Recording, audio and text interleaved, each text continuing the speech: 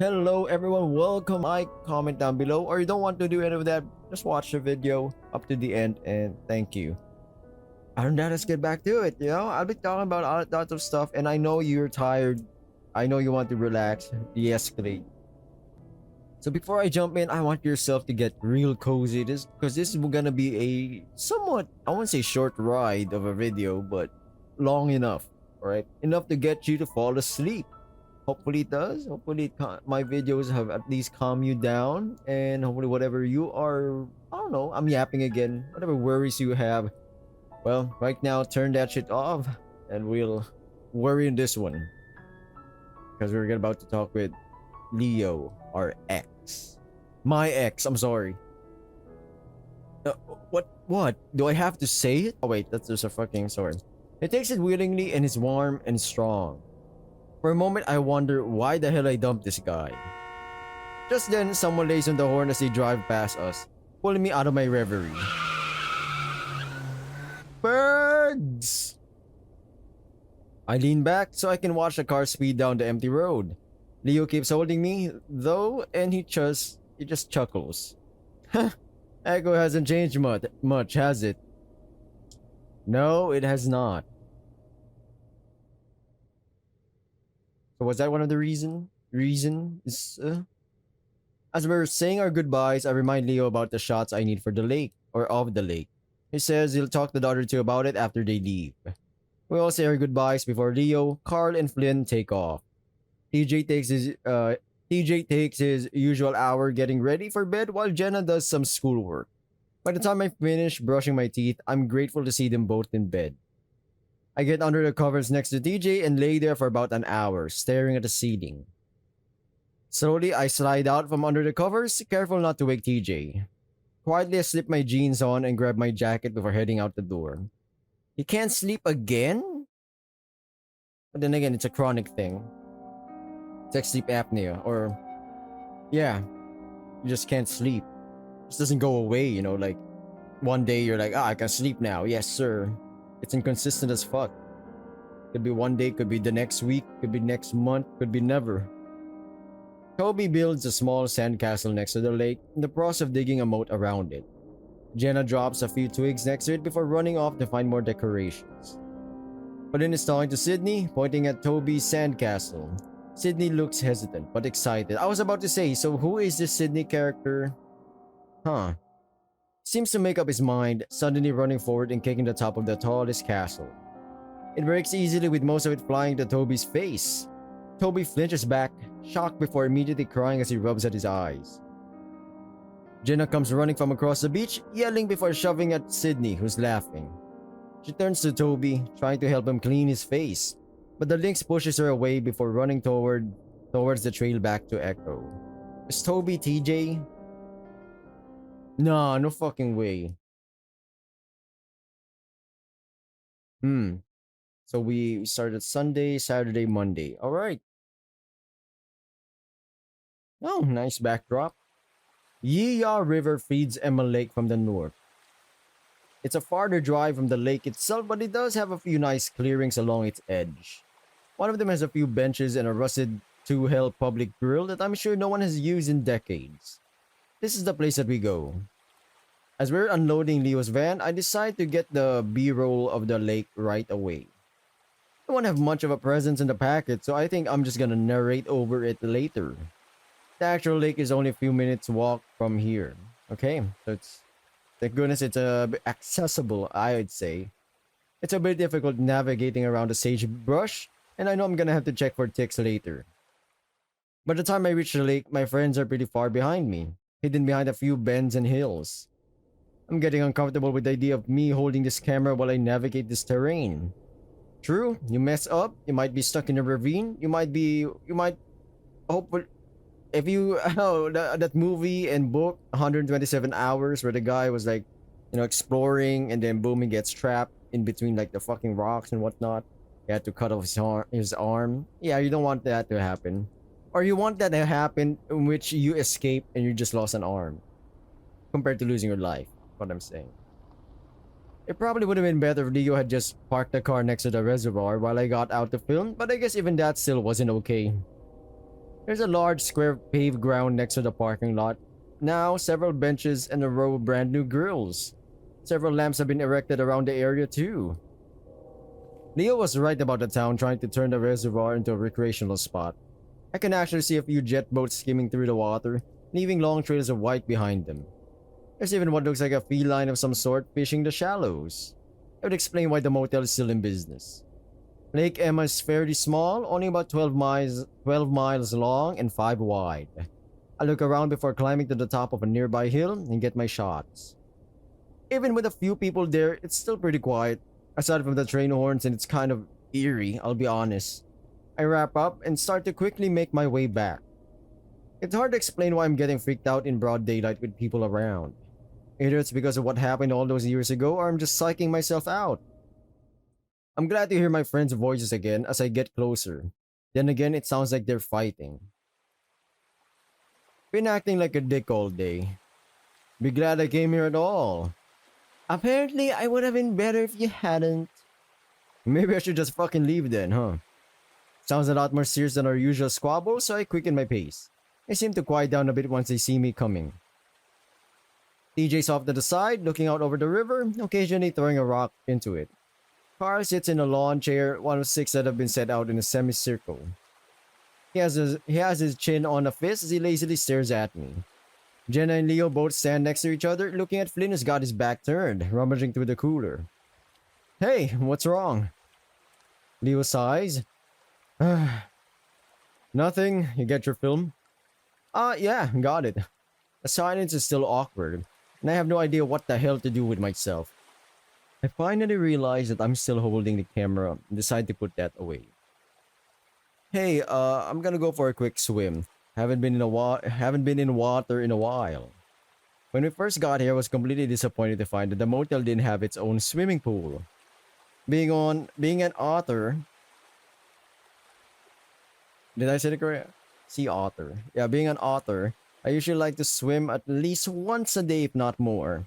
I kind of like it when they incorporate, animal behavior to anthropomorphs. It's like, makes it more believable. Like Zootopia. It's been 3 days and I'm feeling antsy as hell for it. Flynn finally turns around, a beer in his hand as he cracks it open. It was true that he'd been acting a bit strange today. He'd held the entire trip up by a few hours, and when he'd finally shown up, his eyes were blurry and he seemed sluggish like he'd been up all night. When we'd asked if he was alright, he brushed us off.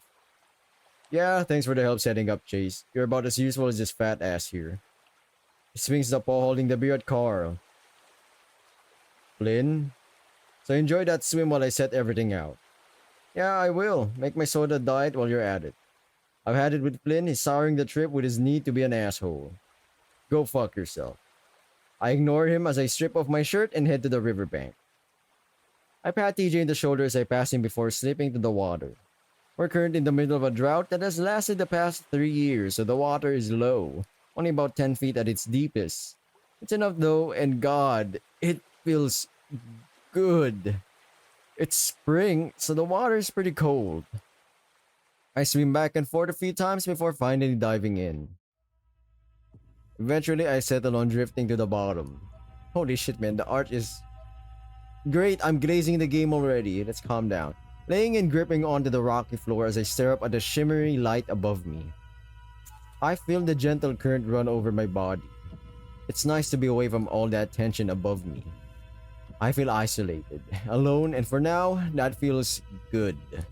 Only I could really come down this deep, the others not being able to hold their breath as long or being too little.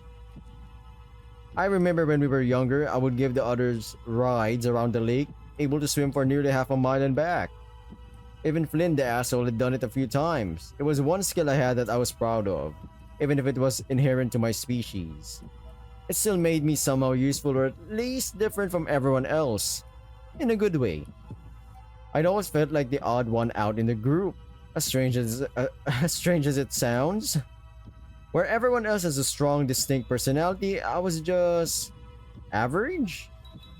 Sometimes I wonder if they were just friends with me because we all had to be when we were younger. This whole trip has kind of forced me to think back on all the memories I have of this place and my friends. They were always doing the cool things, being different, while I just sort of blended into the background. Same, brother, same. Even when, even then, I wanted to do something to stand out somehow. That's that's what I'm trying to be. That's what I'm trying to do here, I guess. It's been about 7 minutes, and I only know that because that's about as long as I can hold my breath. I decided I should go back up and help out, so I slowly let myself float back up towards the surface, trying to stay in the same spot. When I surface, it's pretty quiet. For a second, I wonder if everyone is just gone. Of course, that's ridiculous, and as I come over the embankment, everyone's there. Predictably, Flynn didn't get my food out, so I go to the cooler to grab a sandwich and soda before sitting in an empty chair next to Leo. Apparently, it was a good idea to bring lawn chairs, considering the tables looked like they were covered in a year's worth of bird shit. How was the swim? His tone, his tone is bitter and salty. He's not in his usual grumpy but good-natured mood. He's genuinely unhappy. What the hell was his deal? Amazing. I'm gonna have to come back here again sometime during the week. You lizard people don't understand. You hardly ever need water. It always scares the hell out of me when you're down there that long. I'm built for it. Remember when you'd give us rides? That was fun. Remember when you'd always scream like a girl when Chase would go out too far out? Oh wow, I remember that now. Hey, I've never really liked water. He's a lynx, so... Anyway, Chase would do it on purpose. He knew I didn't like it out to a certain point. Car looks at me. You know what was really cool was when you'd take us down for a dive. Oh yeah, Chase was like our own little submarine. I'm starting to get that otters or swimming clowns vibe again. Still, I kind of enjoy the attention. We'd get you to take us to the bottom so we could look for treasure. Leo makes air quotes around the last word.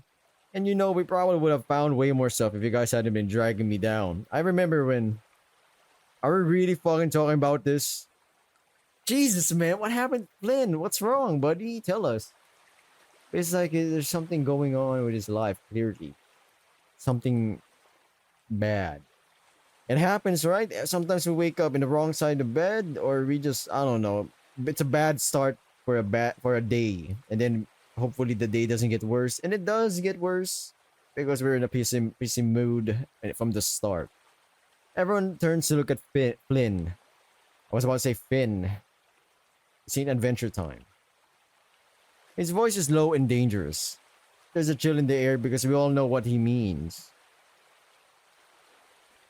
We're talking about... I was actually feeling pretty good about it at this point. Like we crossed a bridge, being able to talk about it for once. Apparently we hadn't. Flynn? No, I'm serious. Do you think it's okay to fucking talk about this when the lake is just a quarter mile that way? You know what, Flynn? I think we should. Isn't that part of the reason why we're here? No, if that were the case, we'd be over there, but we're here, and why is that? Everyone's quiet for a moment. I see TJ shrink in his chair, staring hard at his lap. Flynn, we came here because Chase needed footage. A change comes over Flynn. His face darkens, and everyone senses it. Uh-oh. Flynn turns to me and it takes some effort not to flinch back. Yeah, and why is that, Chase? You gonna put that in your fucking documentary, huh? No, Emma Lake is an important part of Echo's history. Just what? Flynn raised his brow, ridge at me, and finally I just lower my eyes. This was a stupid fucking idea. You know what, Flynn? If you'd be a little more open, tell us what's on your mind, we'd be able to avoid a lot of this kind of stuff. Oh, you wanna know what's on my mind? Oh, shit, man. Uh-oh. Flynn swivels and marches up to Carl. Alright, let's start with you. You're fat, lazy, no motivation, no future. What the hell are you planning on doing with your life? Sit here, waste away in Echo, mooching off your parents until you're like, God damn, man. Oh my god. Carl stares back up at Flynn impassively, though he hunches in on himself a bit further. Flynn, don't do this right now. And you, thinking you're better than everyone else here, I can tell you think everyone in Echo is trash. Just because me and the others haven't left, you think we're lower than you? Just because we don't have an education? We're a bunch of retards, I get it. Yeah, well you left your whole fucking family behind without even saying goodbye. You know what's even going on with them right now? What they're dealing with? Yeah, a real fucking hero you are. You think I... Stop it, Flynn. Our unquestionable leader. We wouldn't have been friends without you, would we? That's why you brought us here, right? So we could all bond? Or wait, was it just because you wanted to get into Chase's pants? God damn! This, this guy's hitting haymakers! The Mike Tyson, probably you've been a mess ever since he left, so let me be the one to tell you. It's over. It's fucking unhealthy, you're obsessed with him. Holy shit, oh, not me, man. Slowly his head turns to me and I brace myself. And I can't imagine why. You, Chase, have the personality of a fucking rock. I wish you could see yourself. You just sit there like a creep watching everyone, weighing everything that we say. And don't think I haven't caught the way you stare at all of us like we're all objects to be collected. What, are you just planning to cycle through all of us for sex? Sure seems like it. Flynn stops and exhales. It seems like it's over. I hope to God it is. That proves futile though as Flynn turns slowly on TJ. Oh no, not my boy TJ. Don't do this to him. Don't do it. Man's 19. Man's 19. He's the youngest out of here, man. Calm the fuck. I had silently prayed that the Lynx would make a run for it while Flynn had all his attention focused on us. But TJ looks apathetic. Like a statue. Like there's no soul in him. God damn. You can't do this to my boy. Flynn pauses, as if he's at a loss for what to say. Finally? What happened, TJ? Flynn! Flynn, my man. Flynn, you better... You get it. Okay, you've made your point. They're all hard-hitting points. The reality of it, you're right. Factually right. Yeah, fuck it. Leo stands up and from his posture, I can tell the wolf is ready to fight. Memories are starting to flow back. TJ, Flynn, thinking he'd done something to... I stand up as well. Flynn may sound like a hard ass, but physically Leo had him beat, easily. Flynn can obviously tell that he might have a fight on his hands, though, and it's clear he doesn't want that. He drops his shoulders, seeming to shrink as if invisible strings that had been holding him up were cut. He turns to us, then gestures at TJ. I just want the truth. Can we just put a stop to this today, right now? I don't think you know how much of a nightmare this has been for me, not really knowing. TJ stares up at Flynn, muzzle set grimly. What happened to Sydney? Holy shit! Who is this Sydney? Is he dead? He, she, what? It's dead quiet. TJ stares at his lap, not moving. Come on, let's... Flynn holds up a hand towards me, still staring at TJ. Slowly, TJ looks up, his face still stoic, still made of stone. I already told you what happened. Bullshit. Flynn steps forward, but Leo's there to grab the back of Flynn's shirt and swing him around. I dodge out of the way as Flynn is flung back to land on his ass, kicking up a big cloud of dust. Shit! Flynn, I swear to God, if you start a fight here, I'll drop your stupid ass. Everyone except TJ standing now, staring at Flynn. Flynn sits there, glaring up at Leo, obviously weighing his chances. Seems to come up short, though, as he spits to the side and stands up, brushing off his pants as he turns away. You're all okay with not knowing? Fuck all of you. He turns back around, hands in his pockets, a bitter look on his face. You know what? I can't hate the man. Wow, this is a... I first hated Flynn, but then now it's starting to seem like he just wants answers to some tragedy that happened. This whole thing was stupid, Leo. We're not even friends anymore. Flynn scuffs the ground before turning and walking towards the trail and goes back to Echo. God damn it, Flynn! Fuck off. Flynn keeps walking. It's pretty clear that he isn't coming back. I raise a paw and rub it over my eyes. What was he doing? He's a passionate guy that will sometimes just explode with all his insecurities before running away and hiding for a few days. He scared us all like that before. That was classic Flynn. But it was especially mean, dark. In the part with TJ, I vaguely remember Flynn having some sort of suspicion, but that had been a long, long time ago. Had he been sitting on that this whole time? I look to the left and see that TJ's gone. Carl's still sitting down, but now it looks like he's pulling out a joint. Leo's walking off down another trail, cursing while Jenna follows him. I stand there next to my chair, undecided. Oh my god, no! No! No! No! No! Wait. I'm loving this. I've gotta find... I'm really worried about TJ. He's a sensitive guy, and after tongue lashing like that from someone like Finn, I can't imagine what state he's in. I don't see him anywhere as I scan the area, but I do see some trees and bushes further up along the riverbank. Since there's really no other place to hide, I assume that's where he's at. Sure enough, I see him immediately. He's sitting down, knees drawn up with his arms folded on top of them. He's got his forehead resting on top of his arms, staring down at the sand between his legs. I stand there for a moment, wondering if it will just be better to leave him alone.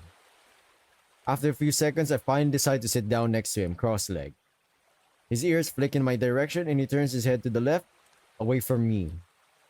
I notice a few wet spots between his feet. Maybe he just wants to be left alone now.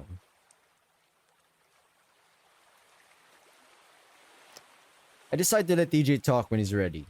In the meantime, I pick up a dry twig and start toying with it, snapping it in half, then snapping the other halves in half. I can see that his ears are still swiveled in my direction, probably wondering what the hell I'm doing. I think I'm getting on his nerves because finally he talks. What do you want, Chase? I throw the piece of the twig into the river? Just wondering where you went. You want to go back and eat? No. Damn, my man's soul is crushed. We sit there for a while longer as I watch the twig pieces float down the river. Finally. I can't believe he did that. In front of everyone. I'm not sure what to say, so I stay quiet. After a minute, TJ finally turns his head looking to the river. The wind picks up, reflections from the river highlighting motes of dust that swirl up around us. His face fur is a bit mussed up, spiked up in a few places from being wet. It's an unusual sight to see his fur unkempt. I mean, what the heck? TJ, unable to curse even though it would probably be the best thing for him. He adjusts his legs to sit cross-legged like me and wipes his face again. Did you know what he was talking about? I take in a breath, unsure about how I should approach this. I think so? TJ's ears lower. Listen, no one else thinks anything happened. We were so little, especially you. I mean, I can't believe he's doing this, so I trace a claw through the dirt, drawing some wavy patterns as I try to make sense of all this myself. I think it's just because he was such good friends with Sydney, and he just wants more than the truth. I look sideways at TJ. He's just sitting there looking at the ground. And I guess you were the only one that saw him, saw what happened, so he only has you to go after. I saw him drown. Damn! Oh my god. I don't say anything, but I feel myself cringe inwardly. Pretty soon tears are running down TJ's face, but he doesn't bother to wipe them away. He's not just sad, though. He's angry. I hear it in his voice as he goes on. I saw Sydney drown and Flynn thinks he's the only one that hurts. He thinks that he's the only one that feels like he's in a nightmare. Well, maybe. His voice cracks and he looks away from me again, wiping at his face. Maybe I haven't told him everything because I don't want him to have those images in his head. TJ takes a moment to steady his voice, working to get his breathing back to normal. I just wish I could go back to that day, you know? TJ, there's nothing you could have done. I know my words are meaningless crap and I hate myself for saying them. But I have to say something. Not one of us would have been able to do anything if we were there. You would have. Well, besides, I already know I couldn't have saved him on my own. That isn't what... TJ takes a moment to wipe his face again, and when he's done, he doesn't go on. Man, this is awful. Holy shit. This is... Can we... You want to talk to Jenna about this? She's a counselor or something. We sit in silence for a long while after that, and I adjust myself so that I can lean back against a rock behind me. I pat the ground. Sit next to me, Tej. He's calmed down for the most part, and after a moment, he does crawl over to sit by me. I pick up a few pebbles and toss them to the river. Remember when we used to call it Seesaw River? Yeah? He leaves it at that, so I drop it. I rest my head back and close my eyes, only then realizing how tired I am. In some way, I can see why Flynn is so suspicious, or at least why he believes there's more to the story. There clearly is. But while I do want TJ to tell me more about what happened, I could never bring myself to ask him. I honestly feel that if I ever want to help him with his past, I should probably come to terms with it myself. I crinkle my brow, toying with the idea of going back. It's something I actively avoid thinking about. We all do. But like Jenna said, maybe talking about it, thinking about it, might actually help. I dig my fingers into the pebbles on either side of me. The images come in a quick flurry. like someone cycling through a Viewmaster too fast. What did happen back then? The sky is getting cloudy, the air crisp, autumn. TJ sitting in a daze, Jenna running back to town, Flynn pulling me into the water, me grabbing the neck scruff, pulling back to shore. Carl sitting on a rock, bawling. Leo starts trying to do compressions. And Sydney just stares. Sirens, the helicopter rotors, adults everywhere. I'm home. Mom's holding me. Dad puts on my favorite movie, I watch. But still, Sydney stares. Oh no. I open my eyes again and the world is blurred. The light reflecting off the river makes me squint. I rub my eyes with the back of my paw and it comes away wet. My chest hurts and so does my head, throbbing and buzzing. I look over and luckily for me, TJ is leaning back with his eyes closed like I was. If revisiting that day is so horrible for me, I can't imagine what it's like for him. I decide right then and there that I'm not going to press TJ on what happened. If he wants to tell me more, he'll do it on his own accord. I kind of want to swim again, but at the same time I don't. That day really fucked up my view about water.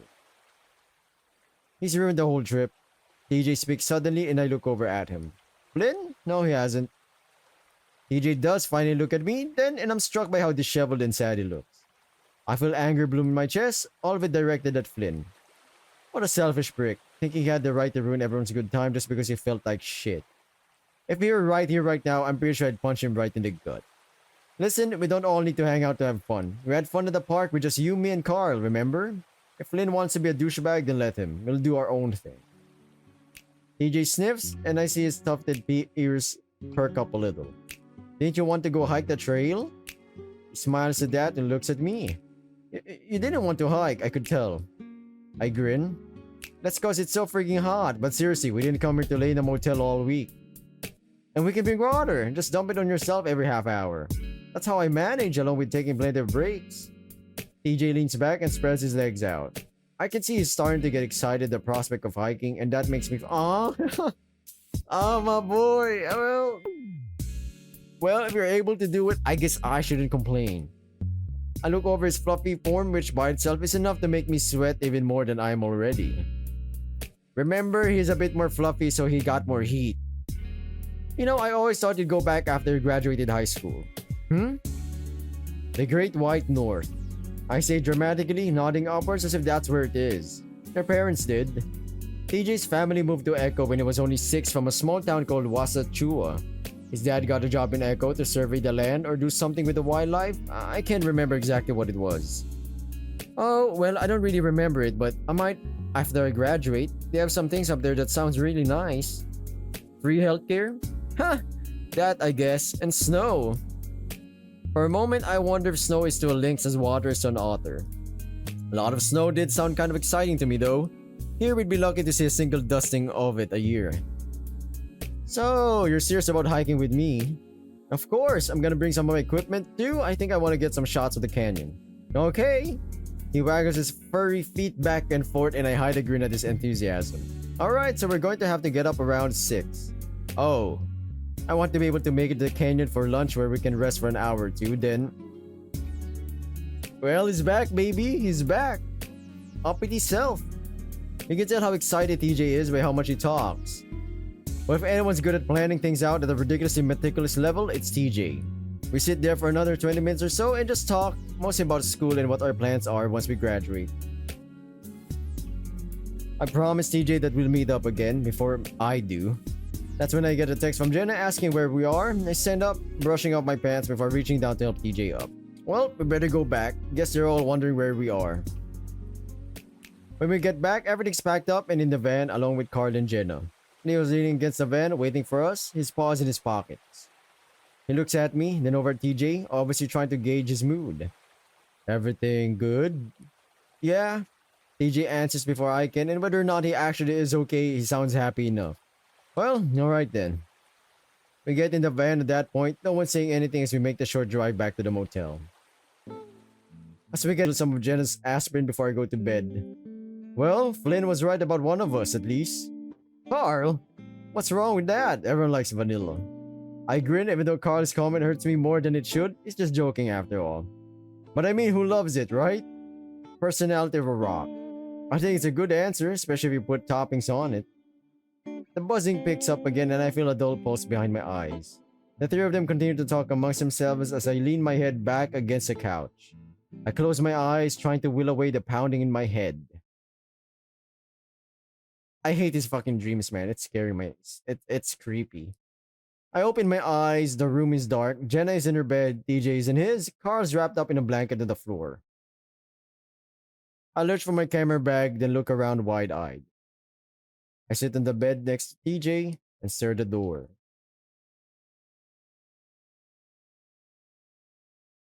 TJ stands at the edge of the lake, staring across the other side. He has one paw in his pocket, the other holding a beer. He takes a drink from it. TJ doesn't drink beer. He pulls the tab off the top, then flicks it towards the lake. It whizzes like a weed cutter, skipping across the water and kicking up spray. Suddenly, his ears snap up and he sees something. I don't. He turns and starts to run. He's at a dead sprint when his leg snaps out from under him and he falls to the rocks, beer splashing everywhere. A chain is pulled out from the lake, connected to his ankle. I get up, wanting to help, but I can't. I look down, my wrist and ankle change. Change? You know what? Chain? My god, where's the change? You weren't there sleepy, you freaking dingus. Tuesday. This is... Oh, hiking. Yeah. Would it have changed if I went for Flynn? The sun is bright and I'm pretty sure I can smell the fur searing on the top of my head.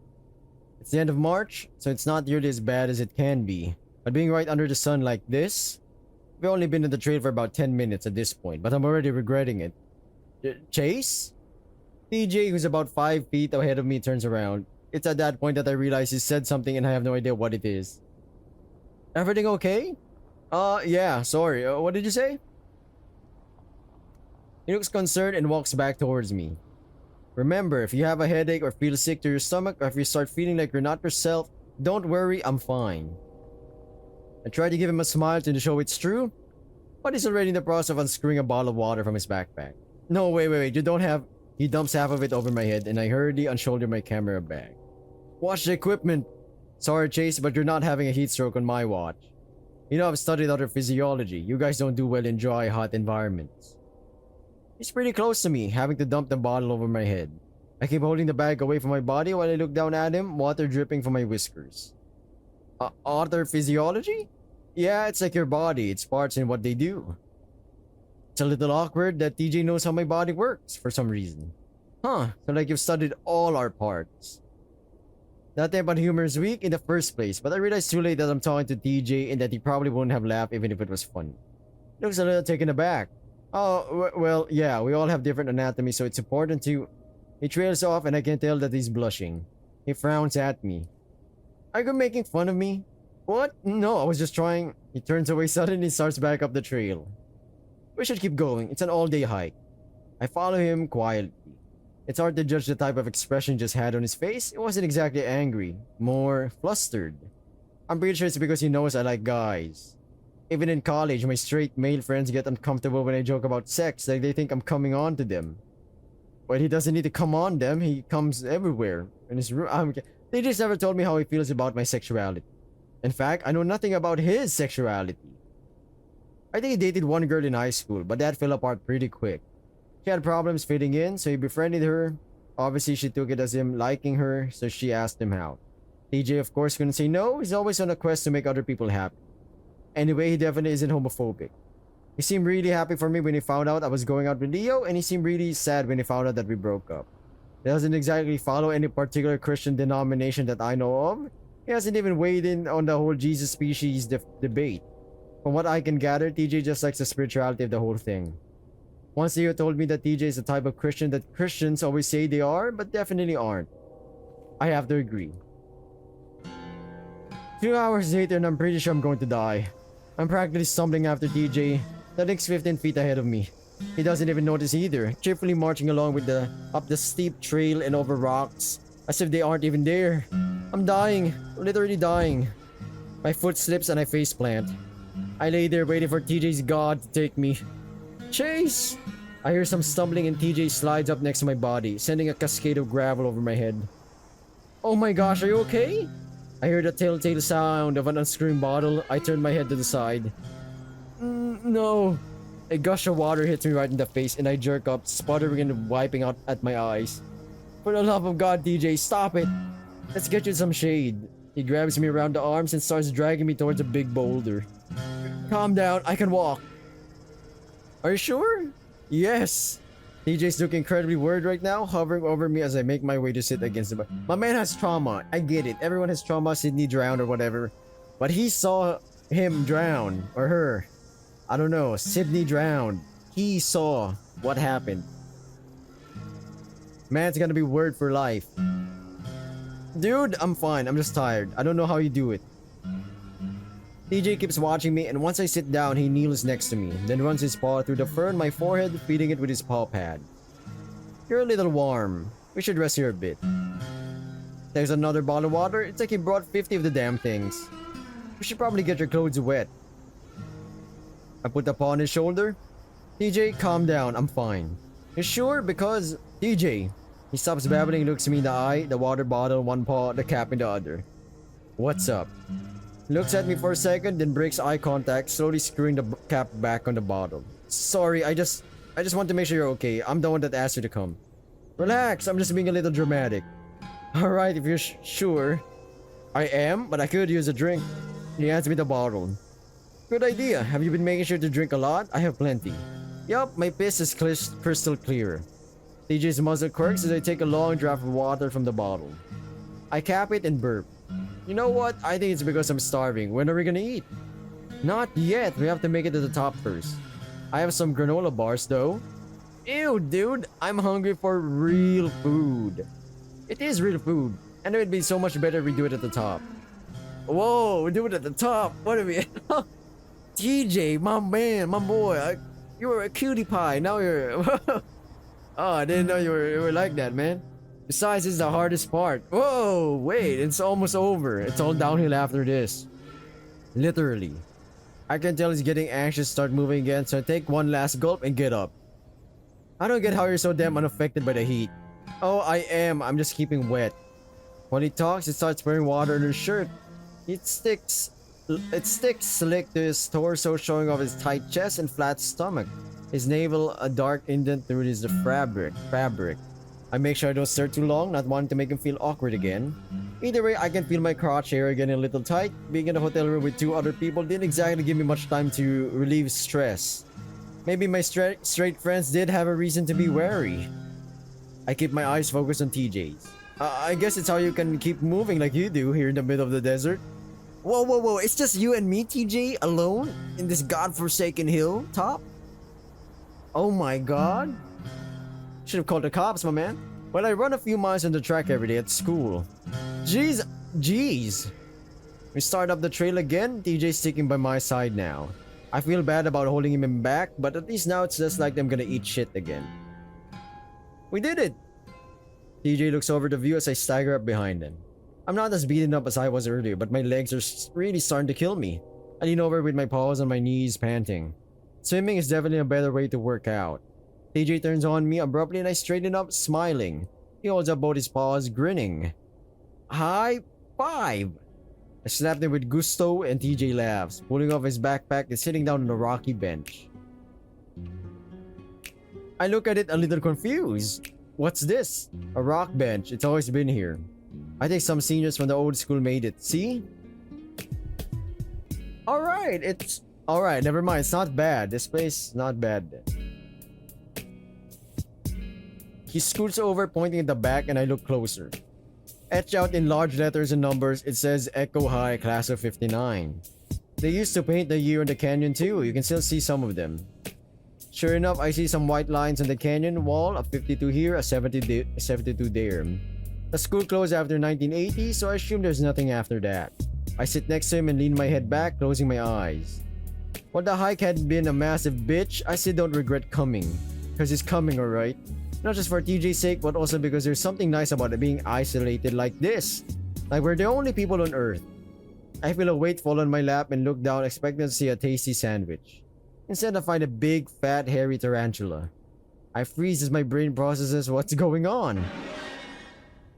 Then I scream and take a swipe at the same time doing a sort of spastic dance to the right. I slide off the bench and onto the ground where I roll several times to get away. Holy fucking shit, son of a bitch! I roll to my feet and stumble back further away from the bench, eyes scanning the ground for the giant ass spider that is sure to be after me. That's when I realize TJ's laughing. Chase, calm down. It's he holds up the giant spider, its frozen rigidness, telling me that what he couldn't finish. Fake? TJ's still laughing, but I'm still hugging myself, shivering and flinching every time I see something spindly. I'm shocked, but not because of what just happened, but because TJ did it to me. Fucking TJ. Feeling betrayed, I glare at him as he beckons me with a paw, wiping at his eyes with the other. I'm... Oh my gosh, I'm sorry. But Jenna made me promise her that I'd do it. That figures? Jenna is the type to always play pranks, and yeah, I hate to say it, but it's because she's a fox. I rub my arms up and down with my paws, shivering again. I can't believe you. You know how much I hate spiders. One of my worst fears had always been that of a tarantula getting to my room. I used to regularly shake out the bed sheets when I found out they lived around Echo. I'm sorry, I thought you might not even fall for it. You know, the ones around here are blonde, right? Yeah, TJ, that's the first thing that comes to my mind when I find a fucking spider in my lap. His ears do lower at that point and he stops laughing, though I can tell he's trying not to smile. Listen, Chase, I'm sorry. Let's eat. I know you're hungry.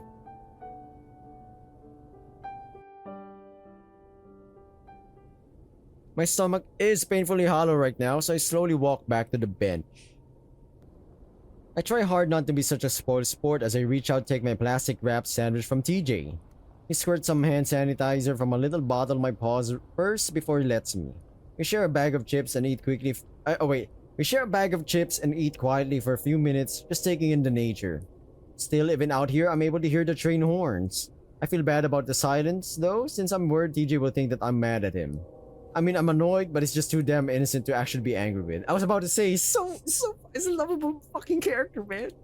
Whoever designed this bastard. The sun's beating straight down on us at this point, and it's uncomfortable feeling my semi-damp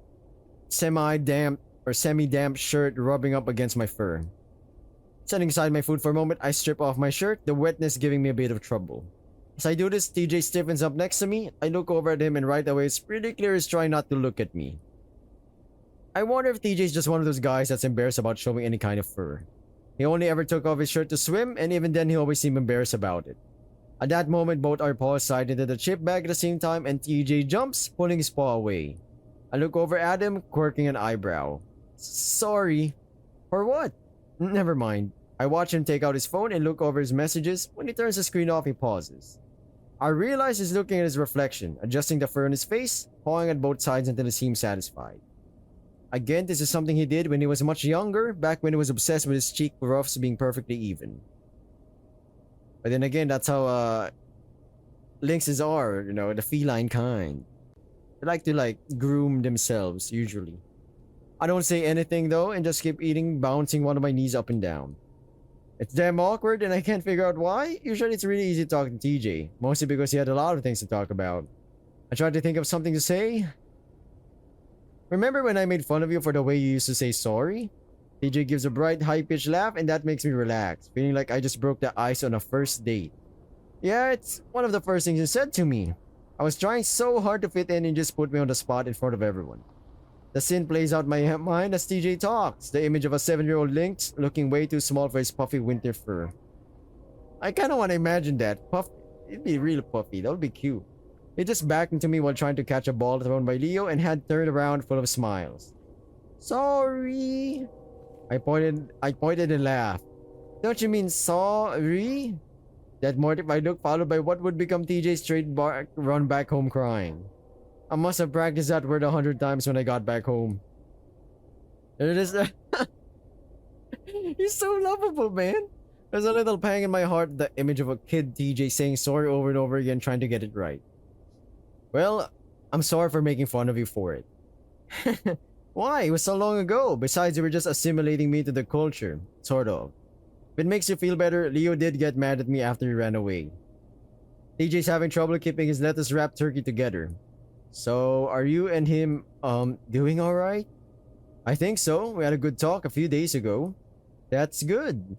He gives up on holding the wrap together and instead just starts picking up the remnants from the plastic. Were you lonely after you left? I try not to act surprised that TJ's asking me these questions. Yeah, really lonely. Had a terrible first semester. Ah. What about now? Kind of. I guess I just haven't been able to find someone I connect with like I did Leo. Hmm. Then again, the GSA at the university is practically dead, so who knows? Maybe after I graduate. We eat in silence for a while longer, and though it's less awkward, I'm still trying to figure out what brought TJ to ask me those questions. Yeah, what are you asking? I don't know. He could just be innocent. He's quite an innocent person. I don't know, but I could be wrong. But yeah, I crumple up the plastic and toss it in my backpack before getting up. Alright, now I gotta find a good view to get my shots. Shouldn't take too long. Oh, there's a great view of the canyon just up the trail there. He gestures in that direction with a half-eaten wrap. I wave to let him know I heard and make my way up the trail. The town's namesake isn't much of a canyon. You probably wouldn't even realize it is one without being told.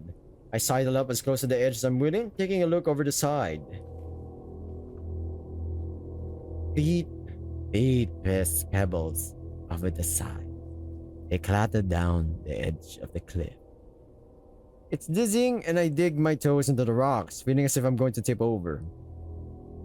Tears and rain mingle, finally letting go. Going limp, wind giving the final push. I back away. Impact. Set a release. Pain. I feel the buzzing starting up in my head again and I sigh as I bend over and reach into my camera bag. I almost wish I could stay here until sunset since the canyon would be a great backdrop for it. But I definitely don't want to hike back in the middle of the night. It doesn't take long and about 5 minutes later I've got all the footage I need. Hiking all this way definitely isn't worth it, but of course that's not the reason why I did it. You finish? DJ walks up behind me as I'm bending over to put my camera away. Yup. He hands me a water bottle and I get it from him gratefully, pouring it over my head and chest, the fur flattening down over my body. TJ looks at my torso, his muzzle quirking in the corner a bit.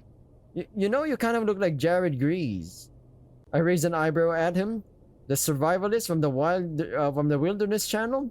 What? Just because I'm out in the wilderness and shirtless? Well, you're saying all otters look the same? No, I mean not just because you're an otter. I mean your bodies are. I mean, again, TJ's got me questioning certain things about him. TJ, I'm kidding. Yeah, right, of course. He rubs his shoulders sheepishly as he slowly walks up to the edge next to me. Wow. He gets closer to the cliff, though he does it in a manner in which he spread out his legs and arms, bracing himself against the ground. He peers over the side, looking absolutely ridiculous. We're so high up! I smirked, sneaking up behind him.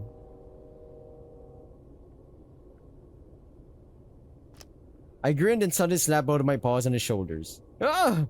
He fluffs out twice his size almost instantly and flays around like a cartoon. I'm sure to keep my grip firmly on his shoulders, one of his windmilling paws catches me in the stomach. My laughing is cut off in a grunt and I quickly pull him back before he can accidentally launch himself off the cliff. Jesus, TJ, calm down! His waving paws finally latch onto my fur and before I know it, he's got his arms wrapped around my body. I stumble back, clinging to him as well. We stand like that for a few seconds and I can't help but guiltily feel a little bit tight in the pants again. It doesn't last long though, and soon TJ lets go and swats me in the chest with the back of his paw. Are you kidding me, Chase? How could you? I'd respond, but I'm busy trying to stop laughing. TJ wipes his paws on his pants. You got all your sweat on me. Hey, you didn't think I'd get you back after the tarantula prank? It wasn't real. I could have died. Calm down, you're safe now. I put a paw around his shoulders and pull him in close. He tenses up, but does relax after a few seconds. You're all wet and sweaty. You'll air dry. We stand there while... Cats don't like getting wet, man. We stand there while not really ready to head back yet. That's when TJ lets out a sudden, loud yell that almost makes me jump out of my fur. Yeah! I put both paws over my ears. I can't really yell that loud because we have neighbors and shit, of course. TJ, what the frick? He frowns. Where's the echo? Huh? It's called Echo Canyon. Isn't it supposed to echo? Oh, Hey! I yell too, TJ lowering his ears a bit as we wait for the response. His ears perk. I think I heard it. Maybe we're just in the wrong area. But we're like right in front of it. TJ leans forward as if that will help and cups his paws around his muzzle before yelling as loud as he can. Yeah! This time I do hear a return. It's muffled, scratchy, ugly, but it's an echo, alright. TJ makes a face. That sounded kinda creepy. Well, what did you expect? Everything's crappy here. Including echoes. Blah! Again, we're answered with a raspy, ugly response, my voice twisted and distorted. Seems a bit silly to name the entire town after that. I think it fits. I grunt as I sit down, spreading out my legs with a sigh. TJ does the same, except with his legs crossed. You really hate this place, don't you? He looks sideways at me. You don't? Of course not. All my best friends are from here. I mean, some of it is bad, but why let the bad taint the good? Damn it, this guy's too innocent, man. I make a non-committal grunting sound. I wish we all could have come up here. He really does look disappointed, and I feel bad about that. What, I'm not good enough? TJ giggles. I really am glad you came. It means a lot. Would have been pretty lonely otherwise. I look over at him and he's looking me right in the eye. His powder blue gaze is really pretty with the sunlight hitting it like that. He's smiling and I smile back. Suddenly his phone buzzes. He breaks eye contact to adjust his sitting position so he can get it out of his pocket. Probably Jenna checking in on... I turn to look back at him when he goes quiet. He's furrowing his brow at the phone as I'm trying to figure out what it says. Everything alright? Slowly his face relaxes, but now his expression is dull. His eyes glazed over. TJ? What's happening? This is weird. I start to lean sideways to get a good look at what the message might be, but TJ quickly shoves it back to his pocket. Nothing, just a long message from my mom. I can tell right away he's lying, which is fucking crazy because I don't think TJ's ever lied to me, at least not so easily. Is it bad? No, just something about when I come home from for the summer. He's keeping secrets, man. Now I can see why Flynn is sussy. It's weird because I know he's lying and he probably knows I know he's lying, but still here we are playing along. He stares quietly at the candle for a few seconds and stands up, brushing himself off. Alright, let's go. The cheerfulness in his voice is forced. It just sounds like he's about to cry. Like I said, it's all downhill from here, literally. Ooh, I don't like that. That could be in a movie trailer. It's all down here, literally. Like a warning or something. Like, it's all down here, literally, laddie boy. And then that shit would echo. I don't know, man. He turns away quickly and starts back down the trail, wiping his face. I hang back, wanting to give him time to get over whatever it is that's bothering him. I wonder if it's something to do with family, like a grandparent passing away or something. I'd feel too intrusive asking about it now, so I decide to put it off until tomorrow. The hike back is like TJ said, literally downhill, so it's way easier than coming up. TJ is still a little overbearing, making sure I have water and dumping a few unsolicited bottles over my head. Even then, he's still acting a bit detached. I try to stay upbeat though, and since TJ's never been one to sulk for long, I get him warmed backed up pretty quick. By the time we get back to the car, he's in a talkative mood again. Good. So I'm thinking we get Jenna and go to the diner for dinner. Sounds good?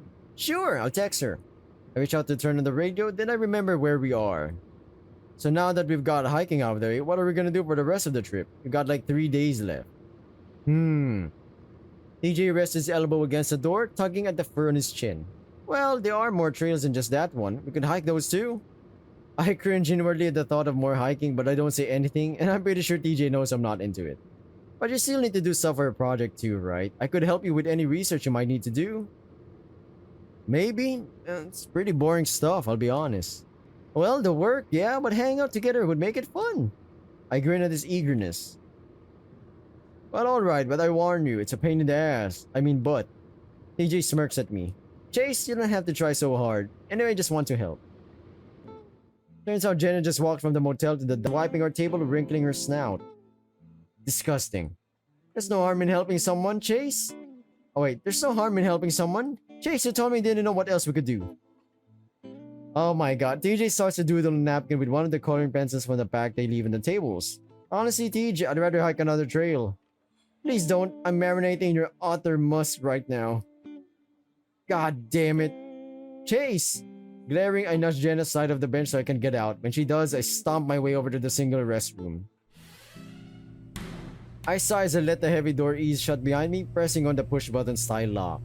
The quiet coolness is a welcome relief, even if it is a restroom. I put my palms to my eyes and rub them in circular motions, trying to ease the headache that has been building up since the afternoon. I stand in front of the sink and run my paws under the faucet for a while before bringing some water up to my face. It feels good, but the headache continues to pound. In fact, it feels like it's getting worse. I squint at the mirror, the light suddenly becoming too bright for my eyes. Is this a migraine? I've never had one before, have I? I continue staring at my face, feeling the pressure build. Pretty soon, there's a strange sound in my ears, like a tuning orchestra, and I feel my heart rate pick up. What the hell? Is this a stroke? Am I having a stroke? At that moment, looking at myself in the mirror, my eyes just drop and moving toward the center of my face. Dizziness, my friend, dizziness. At the same time, the sides of my muzzle curve up unbelievably high, giving me a ghastly smile, one that goes up and up past the top of my head. Fleetingly, I remember playing with my laptop's camera once, putting on some effects so that my face would distort in ridiculous ways. It was almost exactly like that. Then the earth gives way, falls out from under me, and my paws slap the sink as I hold on to it to stop from falling sideways into the wall. The fuck? My voice squeaks as I try to find my footing. Okay, this place is fucking evil. Let's get out of here, man. Why even go back to Echo? Is this like Silent Hill? Except in the middle of the goddamn nowhere of the desert instead of the middle of the mountains or forests. I shut my eyes to stop myself from throwing up, and slowly the roaring dies down and I feel myself regain my balance. I crack my eyes open and I see my face is back to normal, the light at the tolerable level again. I open my eyes the rest of the way and stare at myself, my reflection staring wide-eyed back. I'm breathing hard, my chest I'm breathing hard, my chest heaving, pupils dilated. Looking down at my knuckles, I see the skin is white through the fur. I slowly let go of the sink and look at my shaking paws. What the hell? My muzzle is dry and I swallow a few times.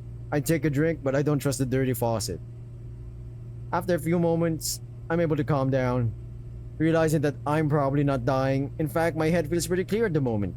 I'm pretty sure it was a migraine. Migraines can do that to people, right? I draw in a shaky breath again before grabbing a few paper towels from the dispenser. I run them lightly under the water, adding a few pumps of foamy soap as well. Mom has migraines all the time. I'll call her about it tomorrow. Able to keep my paws steady now, I run the soap up towel under my arms a few times. After a quick look to make sure the door is locked, I undo my belt and push down my pants and boxers around my thighs.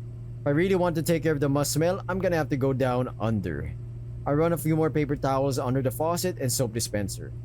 Just as I'm sliding the towel against my tailbase, I hear a knock and the lever-style handle rattle. I jump and look back, not really worried since I know it's locked. Because this place is a fucking piece of shit. I'm just in time to see the button, lock, pop out. The handle swings down, the door opens up, enough for Lynx's head to poke through. There I am, pants down, a paper towel under my tail, looking like I'm wiping my ass while I moon my Christian best friend. I think we stay like that for at least 10 seconds before TJ blinks first. Oh my gosh, sorry. He squeaks it out so fast that I barely hear it before he yanks his head out and the door closes with a snap.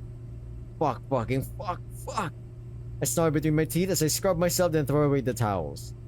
I feel like I'm gonna cry. It's like the entire universe is conspiring against me right now. I sigh and wash my hands, realizing that the longer I delay going out there, the stupider I'm gonna look. Sandwich and fries grab me the ketchup bottle. It was kind of cute.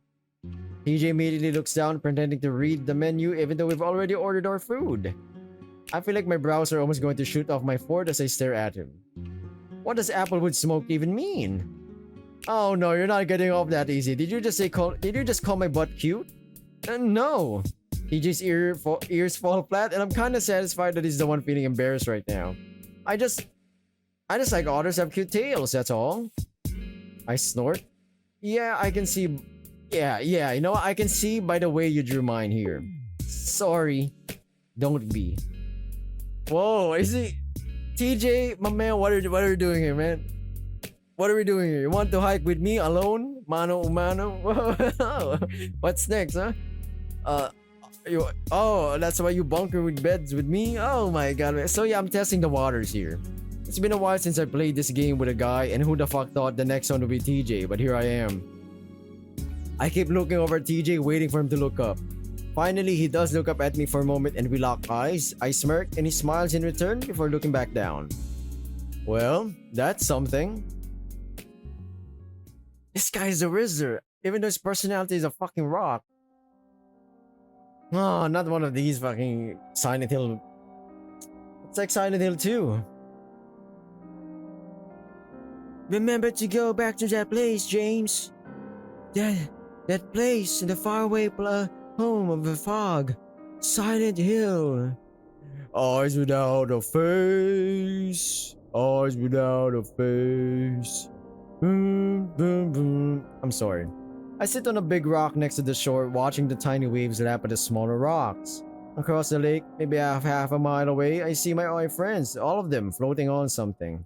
It's my car. They're all in my car. Leo's driving. He's got sunglasses on. Even from this distance, I see him look across the lake at me. He waves and makes a finger gun, shoots it at me, making a clicking sound with his tongue. Clint sits next to him, head back, sleeping. Carl's drawing on his face. Jenna sits in the back and reads. And TJ? Where's TJ? There he is swimming after the car. Corners fall flat. I feel sticky and sick. Something isn't right. I'm at the canyon again. I'm looking over the edge. TJ's on the ground. He's staring at me, maggots in his eyes.